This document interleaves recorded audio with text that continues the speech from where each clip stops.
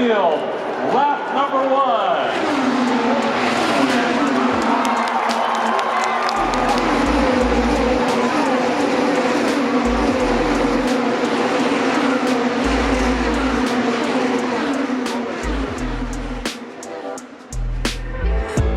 With over 200,000 spectator seats and millions more watching on television, the Indianapolis 500 is one of the largest and most famous events in motorsport history. Now with over 100 races complete, the famous oval race has become part of the Triple Crown of motorsport, alongside the 24 Hours of Le Mans and the Monaco Grand Prix. Now, I'm not that much of a sports person. Wasn't sure if you could tell that or not, but one of the things that I became really invested in during the 2020 quarantine times were motorsports. I'm not even totally sure where it started, YouTube recommendations probably, but at a time where I was spending 12 to 24 hours a day on the couch, watching cars moving at 200 miles an hour just kind of felt like a nice change of pace, even if I was doing it while still sitting on the couch. And it was from there that I discovered the wonderful world of sim racing. Racing games and simulators have existed for years, and perhaps one of the most well-known ones is a little series called Gran Turismo. Branding itself as the real driving simulator, the game launched in 1997 on the original PlayStation, and over the course of many iterations,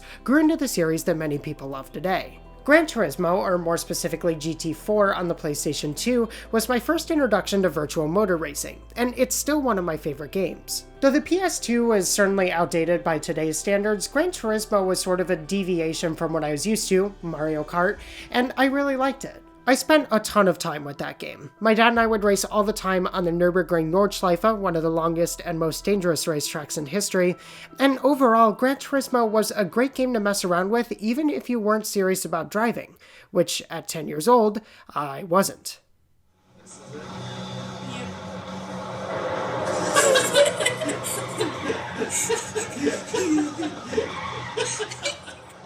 So years later, and with a PS2 that miraculously still worked, I brought out Gran Turismo once again during the early quarantine days, and after unlocking some cars and racing on my old favorite tracks, I was certainly enjoying the nostalgia trip.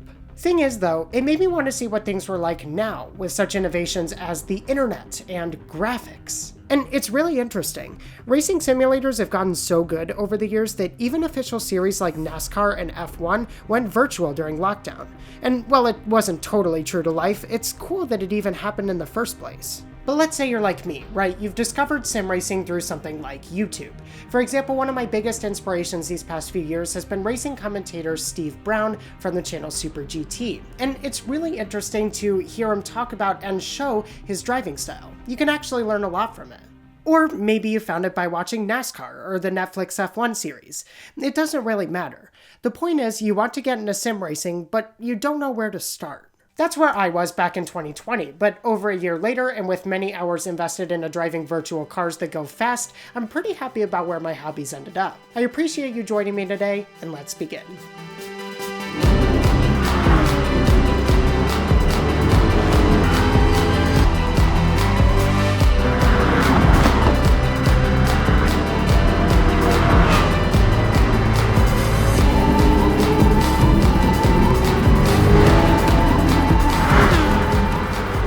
So the first thing you notice when you want to get into sim racing is that, well, there are a lot of options. Like, a lot of them. And it really depends on the experience you want when you're driving. Do you want a more relaxed experience where you're more free to just mess around and drive the cars you might not get to try in real life? Or do you prefer a more realistic experience where you learn the nuances of every car's abilities and learn to drive like actual drivers would? Now that is totally up to you, and there's really no right or wrong answer. But these were the criteria that I had when I was first getting started. First of all, I wanted to make things realistic. It didn't have to be perfect, but I just wanted to be able to drive a bunch of different kinds of cars and be able to learn the intricacies of them to find out which ones I like and don't like. And the same goes for tracks as well. I wanted to have online multiplayer, if possible, a good selection of cars, and just a game that could teach me how to handle even tricky situations like an actual driver might. I was coming into this with not that much experience, and while I'm not that great now, I wanted something that I could at least learn to get good at over time.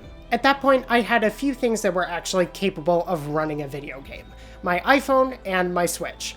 That was about it. So my first experience was with Real Racing 3 on iOS. A game that was launched almost a full decade ago, it is still supported today and has even been presented at places like Apple's Developer Conference to show the capabilities of the iPhone. But while Rear Racing is certainly a good game and plenty of fun if you're on the go, there were a few reasons why I decided to opt for something different for the long run. I don't really like playing games on my phone, and using on-screen controls wasn't particularly immersive for me when I was playing, nor do I really prefer tilting my phone either. Plus, I'm not patient enough to wait for my cars to get fixed when they're damaged, nor am I willing to pay real, actual money if I want it done now. So I turned to my Switch, which was already getting used at this point because of this little game, you might have heard of it. Anyway, the second game I picked up was Grid Autosport, made by Codemasters in 2014 and released on the Switch in 2019. I actually put a fair amount of hours into this game during the summer of 2020, and there were a lot of late nights listening to podcasts and playing through single player. Codemasters updated Grid to support online multiplayer as well, and it was fun getting matched in random online lobbies. Unfortunately, and I don't necessarily know how it's doing now, but when I stopped playing Grid in around October of 2020, the multiplayer scene was sort of declining. But it was fun while it lasted. And that's not to say this game isn't good. There are lots of different cars and classes to choose from, and even though the AI can be a little out to get you sometimes, it's generally fun if you're looking for something a little more casual, and frankly, I had a lot of fun. But as the 2020 holiday season drew nearer and there were more sales going on the market, I began to consider some of my options, and this is where things get a little bit tricky. The main platforms outside of Nintendo right now are PlayStation, Xbox, and Windows, each with their own set of unique games. PC was basically rolled out from day one, because I was about 107% certain that my $50 Dell Optiplex wasn't going to run, well, Microsoft Windows at any reasonable rate. My main computer is a Mac anyway, so I'm not really that much of a PC gamer as it is. Look, as long as I can run Minecraft at 768p at 24 frames a second, that's all that really matters. I'm a gamer. I swear I'm a gamer. So that left the consoles, Xbox and PlayStation, and both were pretty comparable. Games like Assetto Corsa and Project Cars 2 ran on both, so it really came down to what I wanted my platform-exclusive game to be. In the end, with its FIA-approved online multiplayer and 7th iteration looming on the horizon, I decided to stick with Gran Turismo and the PS4. And I'm really grateful I made that decision. Let me show you why.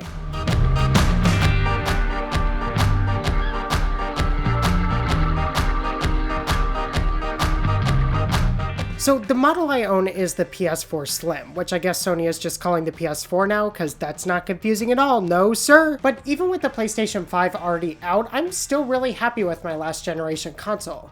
Sony's UI is certainly a lot more complex than Nintendo's, but it feels like a more refined experience. I love the fact that I can listen to Spotify while racing, for example. The awards and achievement sections is fun to me, even if it's boring for regular PlayStation users, and the controller. The DualShock 4 is one of my favorite video game controllers ever. It's a vast improvement over the DualShock 2s I used as a little kid, especially for racing where accuracy is key. The analog sticks work great and are shaped much better than the old controllers, the shoulder buttons have travel for much more accurate acceleration and braking, and the trackpad to help with UI elements is great. Sony did an amazing job here. I will mention, a big debate in sim racing is about whether you should use a controller or a steering wheel.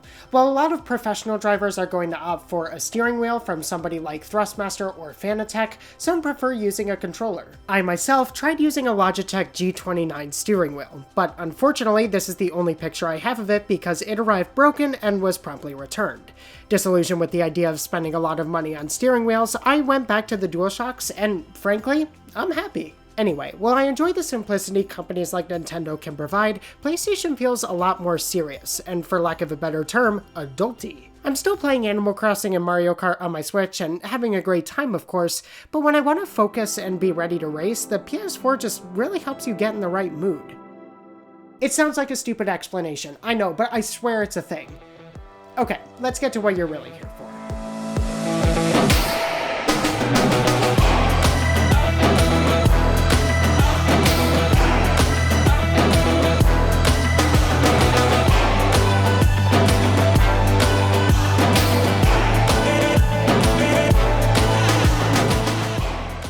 Now, there are quite a few games I want to cover, and I think it's best to start with the one we all know and love, Gran Turismo Sport. GT Sport, released in 2017, is, at the time of filming, the most current iteration of Gran Turismo, and so far, the only one to be made specifically for the PS4. But when you compare it to other iterations in the series, things get a little bit interesting. Most notably, Gone is the single-player world, where you could travel to different racing events and modify and upgrade your cars. The car selection is drastically limited too, with only a few undercars to choose from as opposed to the over 1,000 in Gran Turismo 6. What we get instead is a much more robust multiplayer experience, which even has the FIA stamp of approval. But some of you may be wondering, what's the FIA? The FIA is the governing body of a lot of the world's motorsports, most notably Formula 1.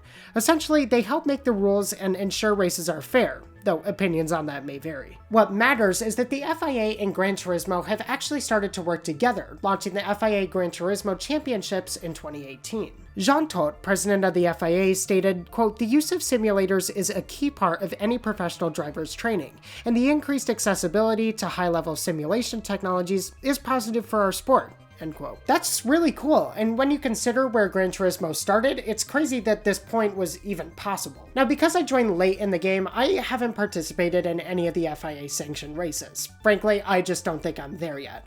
But what I have competed in are GT Sport's daily races, which are one of the main features of the game. The name is a little misleading, since daily races now only update every Monday. However, there are 3 options to choose from, each increasing in length and difficulty. Players can participate in qualifying for as long as they wish before joining races, and can even watch and race against the top players in the world. I've certainly learned a lot from racing the ghosts of those players, as well as seen improvement in my qualifying times, which in turn led to starting higher on the leaderboard. When racing, winning for me isn't really as important as just having a solid race in general. Even if I finish in a lower spot, I'm still generally pretty happy if I just had a clean race, or maybe got out of a tricky situation without crashing. And that's the thing. Sure, winning is great, and there are lots of times where you can strategically fight for spots or defend where you are, but you have to learn to be smart. Sometimes it's okay to fight or defend, but keep in mind that deviating from the racing line can cost you time, and in a sport where even the tenths of seconds matter, you have to know when to be aggressive and when to just cooperate with the drivers around you for the benefit of everybody. I'm still learning the nuances of that, but I think I'm a much better driver than when I started. And even though there aren't as many cars in the game, there are still plenty, and you learn your favorites really well. For example, my car of choice is the Jaguar F-Type Group 3.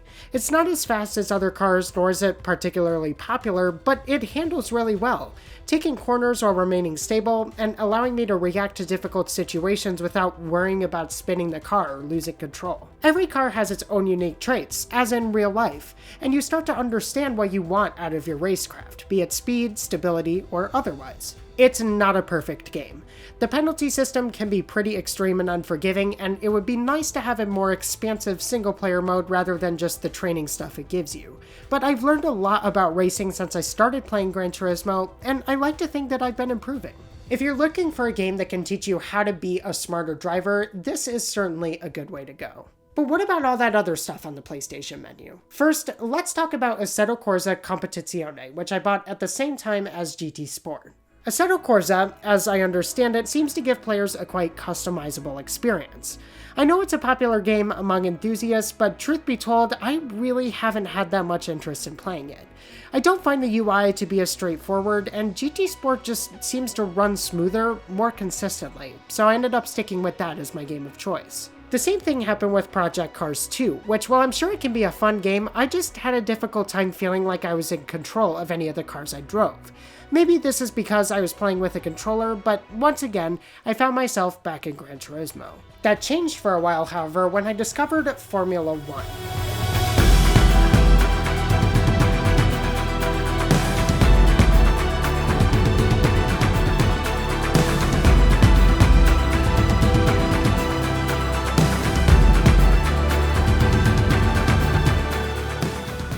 Codemasters F1 series, now owned by EA, are the official Formula 1 games, and I have to say, F1 2020 and 21 are really good.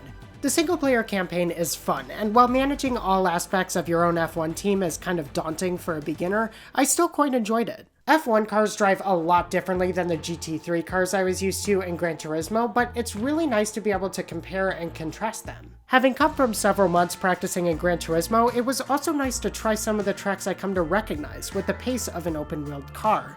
And while I dealt with the different tire compounds before, the different types of tires in F1 are much more pronounced. For those who are unfamiliar, certain types of tires are useful for different conditions. Soft, medium, and hard tires are the main three, with softs having really good grip but wearing quickly, and hards vice versa. Slick and wet tires are also used in the rain because yes, F1 cars do drive in the rain, though it is extremely difficult.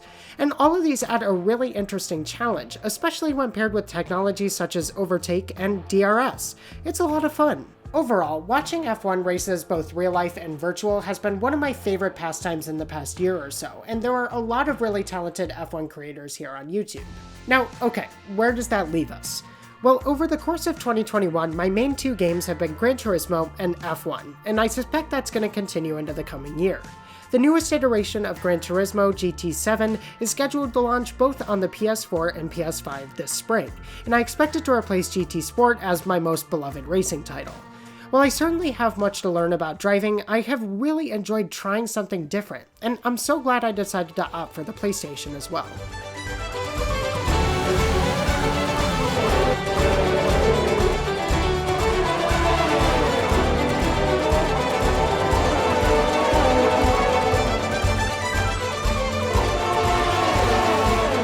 When I was first getting into sim racing, it was really easy to be overwhelmed by choice. But there are two sides to that story, because while having a lot of different choices can cause stress, it also means that there are a lot of great games out there and probably one that can suit your needs. If you can find a game on a platform you already have, that's a great way to learn if you like sim racing or not. I started making YouTube videos with an old iPhone, and in much the same way, I began trying sim racing with the things I already had. And while you might want to try Forza or iRacing, and there is certainly plenty of content here on YouTube if you're interested, I personally can't recommend Gran Turismo enough. Even today, the series is incredibly fun, and while I'm still a newbie driver who isn't on the game as often these days, I still feel like I've learned a lot about racing. I hope to improve over time. January 2020 feels like 30 years ago rather than 2, but while things didn't really go as expected the last year, I'm still glad I found a new hobby. There are very few things I do just for the fun of it. Most of my time is spent creating things that will eventually get posted. But for me, at least at the moment, sim racing is just an enjoyable thing I get to do, and even if I make content out of it in the future, I still want it to be the fun hobby that it's been during the last year and a half. At the end of the day, I'm just glad I tried something new, and maybe this inspired you to get out and try racing as well. It is a lot of fun, and I highly recommend it. But for right now, that's about it, and thank you all for watching.